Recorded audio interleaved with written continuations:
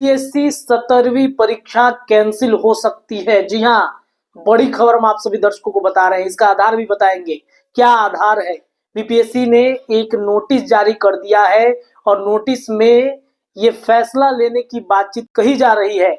अब वो फैसला क्या है, नोटिस क्या है, उसके बारे में बताएंगे। लेकिन आप जान लीजिए कि बच्चों की अगर ये कैंसिल हो जाता है तो एक छात्रों की, अभ्यर्थियों की एक बड़ी जीत मानी जाएगी इसे।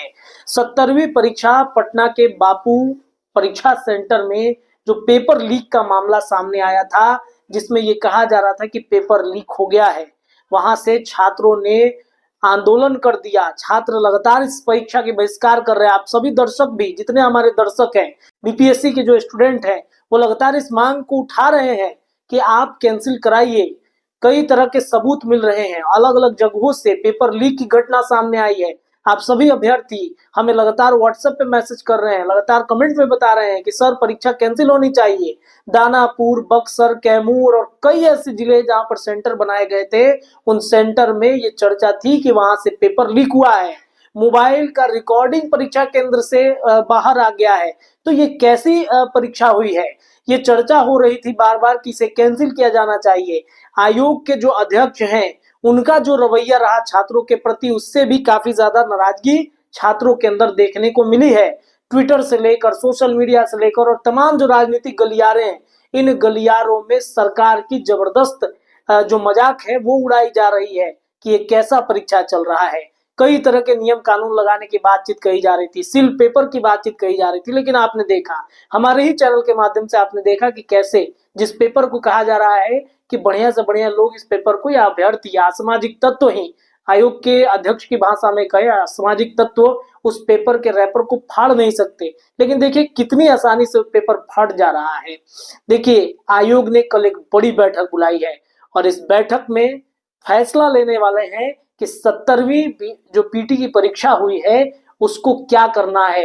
लिस्ट हम आपके स्क्रीन पे चला रहे हैं।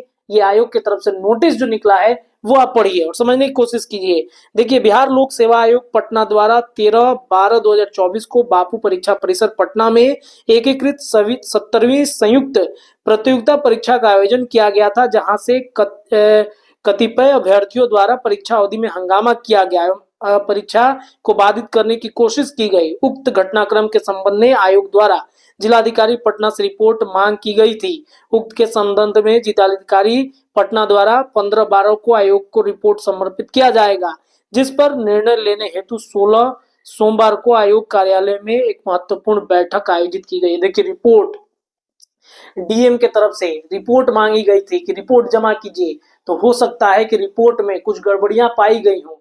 पटना के डीएम चंद्रशेखर की वो तस्वीर याद कीजिए, वो बयान याद कीजिए, जो लगातार ये कह रहे हैं कि क्लासरूम में पेपर कम आया। वो आयोग को ही दोषी ठहरा रहे थे।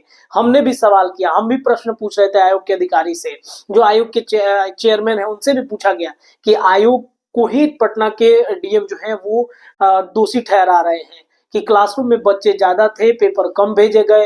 लेकिन आयोग बार बार ये कह रहा था कि नहीं, ऐसा हुआ ही नहीं है। तो आयोग अपनी साफ सुथरी छवि क्यों बार बार बता रही है, वो भी जबरदस्ती, ऐसा क्यों किया जा रहा है?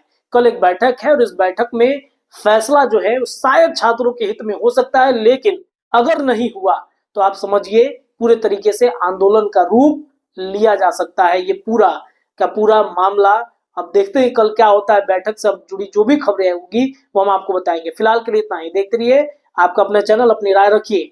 बहुत बहुत धन्यवाद।